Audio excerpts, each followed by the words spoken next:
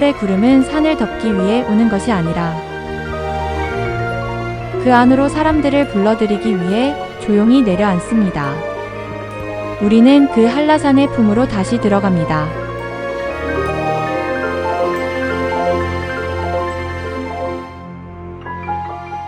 한라산의 어리목 탐방로 입구에 렌터카를 두고 산행을 시작하여 계단길을 40여 분 오른 후 사제비샘에 도착하여 물을 한 모금 마시고 걸어가면 갑자기 사방이 터져 있는 만세동산에 도착하게 됩니다. 이곳에서부터 백록담을 보고 걸으면 윗세오름 대피소에 도착하고 다시 남벽의 이정표를 보고 진행하면 백록담의 외벽을 가까이에서 볼 수 있고 다시 대피소로 회귀하여 영실 탐방로로 진행하게 됩니다. 이후 노루샘을 만나고 구상나무 숲을 통과하여 영실 절벽길을 따라 하산하면서 병풍바위를 보고 영실 탐방로 입구에 도착하게 됩니다.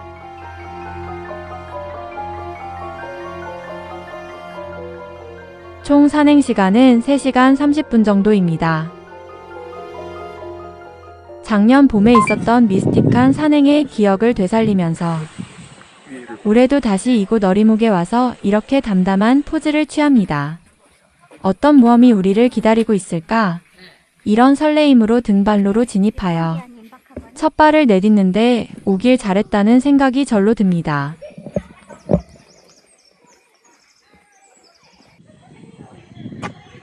요즘에 외국인들이 부쩍 많아진 것을 몸소 체험하면서 계단을 오르기 시작합니다.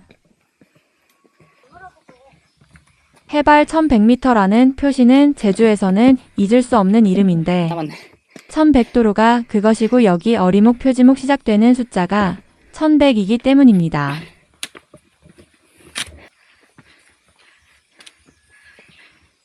초입에는 이렇게 똑같은 조릿대와 계단길이 계속되기 때문에 아마 여기를 오르는 분들 대부분은 이 해발 표지석이 빨리 나오기를 기대하면서 산을 오르게 될 것입니다. 산이 높아질수록 풍경이 조금씩 바뀌고 이런 다리도 건너게 됩니다.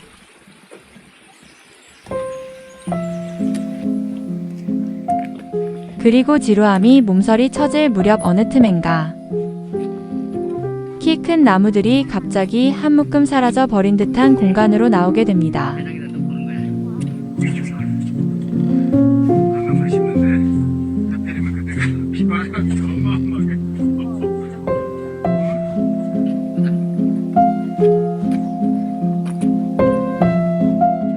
어디선가 물 흐르는 소리가 나고 우리는 그 물소리를 들으면서 그곳으로 향하는데 맑은 물은 조용히 솟아나고 있었고 그 물은 몸속 깊은 곳까지 닿으면서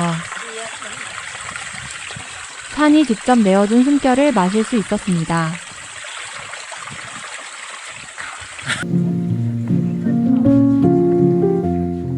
이제 커다란 나무들은 더 이상 우리를 쫓아오지 못하는 모양입니다.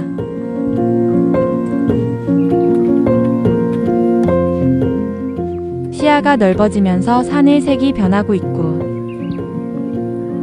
우리는 산을 오르는 사람이 아니라 산속을 지나는 존재가 되어가고 있습니다.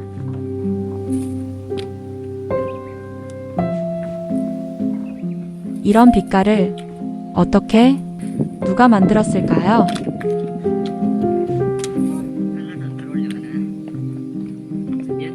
여기는 지난 봄 얼음 속 폭풍 속에서도 선명하게 보았던 1500고지입니다.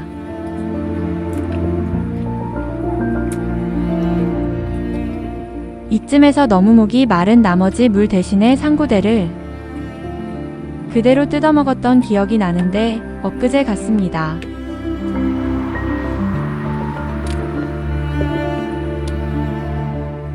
겨울에 설치한 밧줄과 빨간 깃발들은 휴식을 취하듯 길의 가장자리에 누워있고 만세동산 전망대 근처까지 왔는데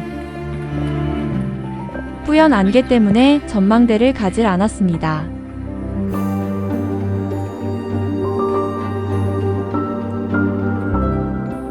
바람이 스치면 구름이 흩어지고 다시 모이면서 풍경이 가려졌다 드러냈다를 반복하는데 너무나 황홀합니다.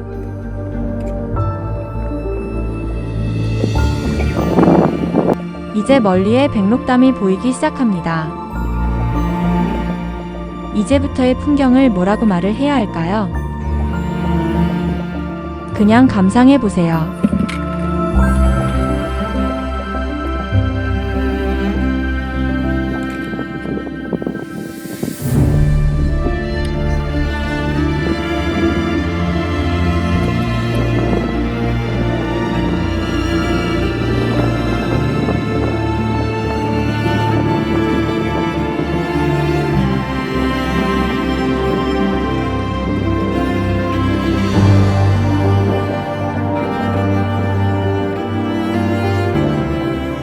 우리는 뭔가 넋이 나간 듯 말없이 걷기만 합니다.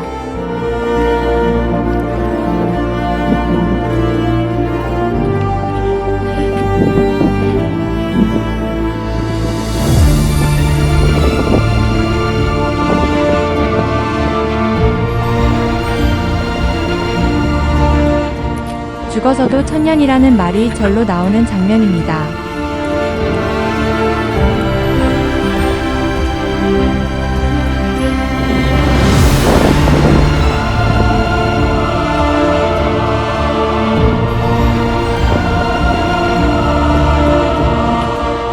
백록담의 전체 모습 보기를 기대하면서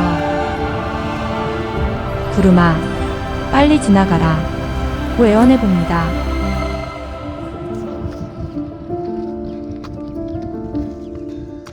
이렇게 우리는 윗세오름 대피소로 다시 돌아왔습니다.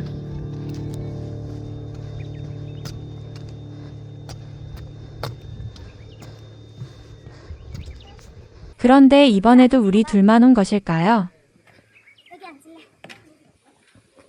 진짜 우리 둘만 온 것일까요? 이번에는 이렇게나 많은 분들이 우리를 쳐다보고 계시네요.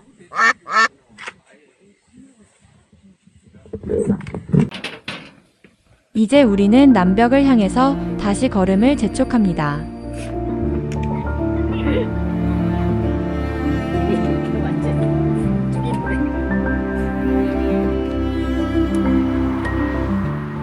이곳에서부터는 또 다른 세계로 들어가는 느낌입니다.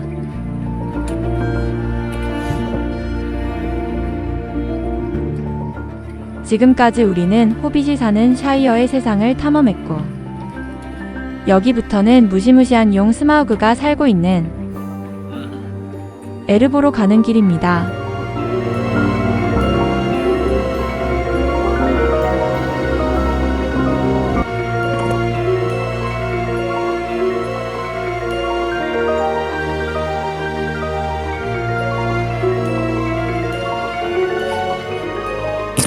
이제 이 산행의 하이라이트로 진입하려고 하는 걸까요?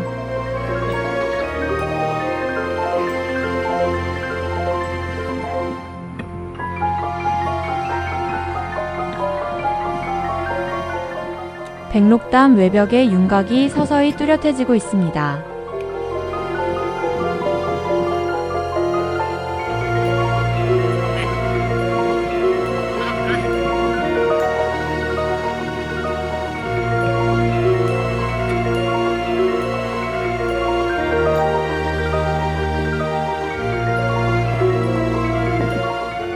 푸른 소나무와 키 작은 구상나무, 아직 잎이 올라오지 않은 노란 잡목과 벌써 단풍이 들어버린 듯한 붉은 나뭇잎들과 흰색 데크길, 그리고 점점 커지고 있는 백록담이 우리가 주인공인 판타지 영화의 한 장면 같습니다.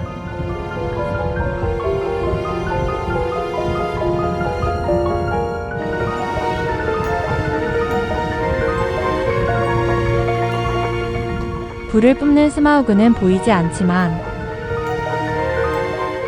그가 이곳에 꼭 살고 있을 것 같은 화산벽을 한참 동안 멍하니 바라만 봅니다.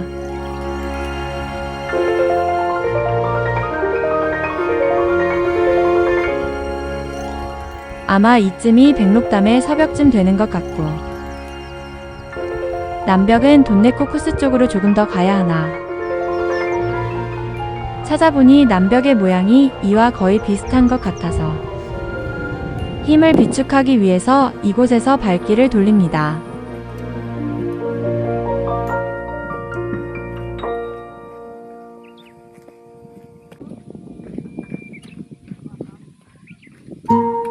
돌아오는 길에 바라본 이 풍경. 뭐라고 말을 해야 할까요?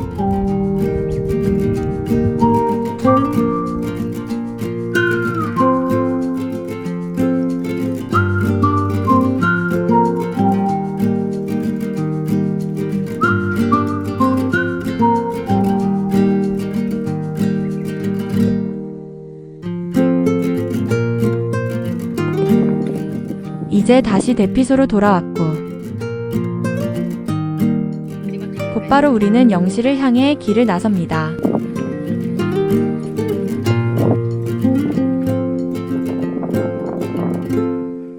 여기는 이미 와봤던 곳인데도 우리가 여기 왔었던가? 를 다시 생각하게 합니다. 노루들이 물을 마신다는 노루샘입니다.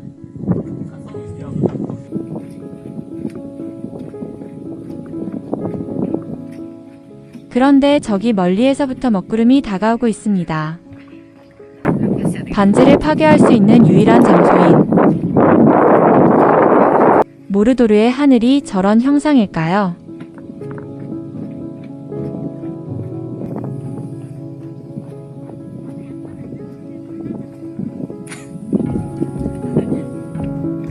다른 거랑 같이 오길래. 이제 구상나무 숲 가까이에 왔습니다. 지난 봄의 눈폭풍의 한가운데에서 선작지왓을 맨몸으로 건너고 이곳에 도착했을 때 안도의 한숨을 내쉬었던 곳이지요.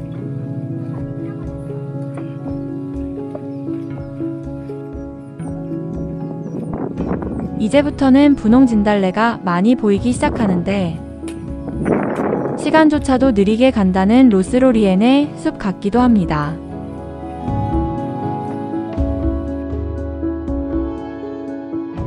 이제 숲이 끝나고 구름 속으로 들어왔습니다. 이번에는 과연 병풍바위를 볼 수 있을까요?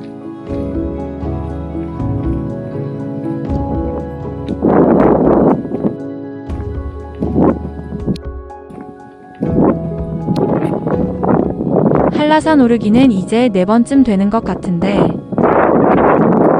딱 한 번만 좋은 날씨였던 것 같습니다.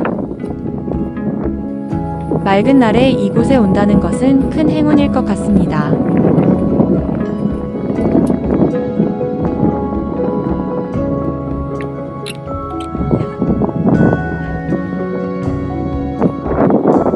우리는 완전히 구름 속으로 들어와 있고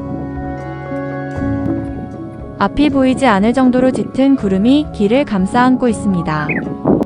병풍바위를 보기 위해서 이곳 전망대에서 구름이 지나가기를 기다려봅니다.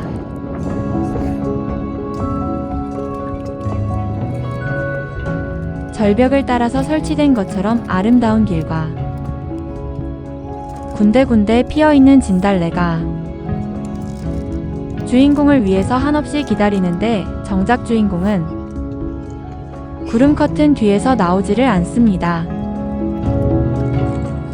기다림에 지쳐서 이렇게 간식까지 챙겨 먹고 있는데 어린아이 크기만한 까마귀가 우리 가까이 와 있습니다.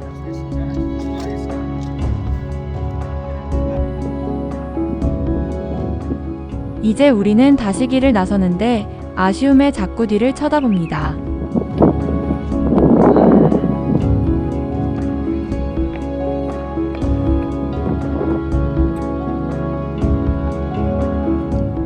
진달래는 구름 속에서도 너무나 또렷해서 축하를 받으면서 입장하는 신부의 부케 같기도 합니다.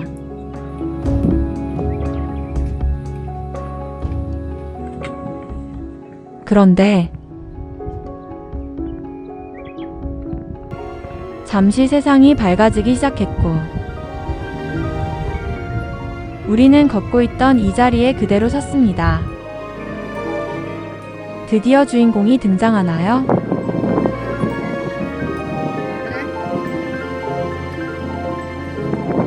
천천히 가. 바람이 불기를 이렇게 애타게 기다린 적이 있었을까요?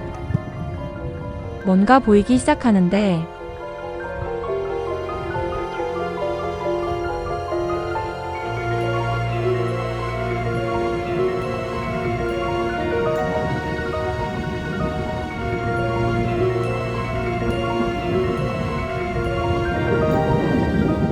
마치 누군가 하늘에 거대한 병풍을 세워놓은 것처럼 바위 병풍이 층층이 펼쳐져 있습니다. 우리는 이 장면을 평생 기억할 것입니다.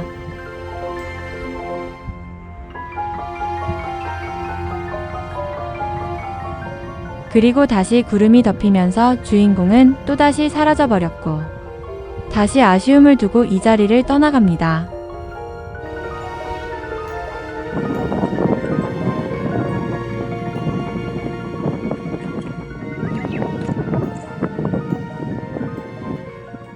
우리는 더 이상 풍경을 붙잡으려 하지 않았으며 대신 그 안에 머물렀습니다.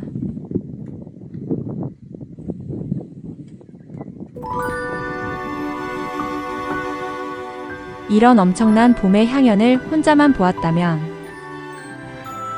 누가 내 이야기를 믿을 수 있을까요?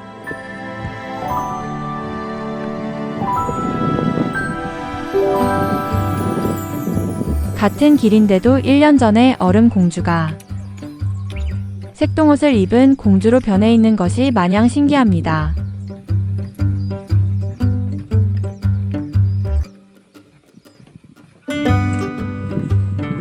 이제 숲길로 들어왔습니다.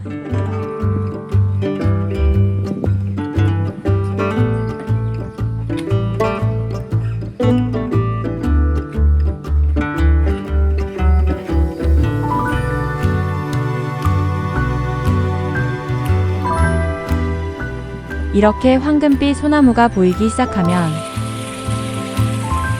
산행이 마무리되어 가는 것입니다.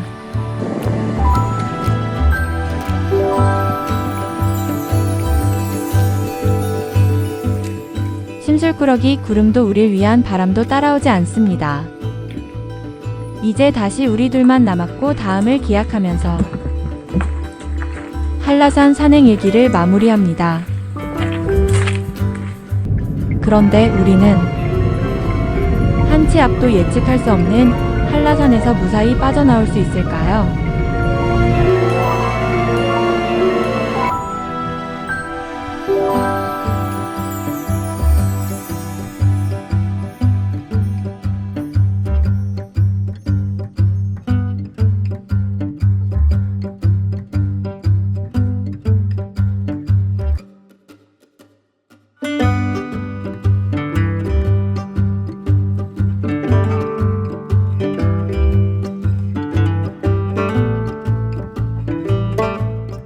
산은 언제나 같은 자리에 있지만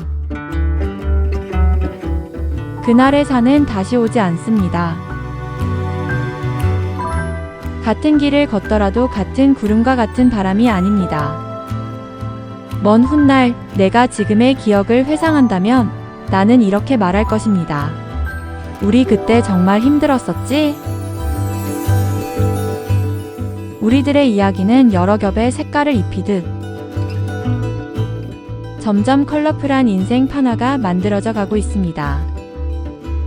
언제까지 우리 기억의 판화가 더 씌워질지 모르겠지만 최종판이 나올 때까지 우리는 계속 색을 입힐 것입니다. 너무 행복했지요.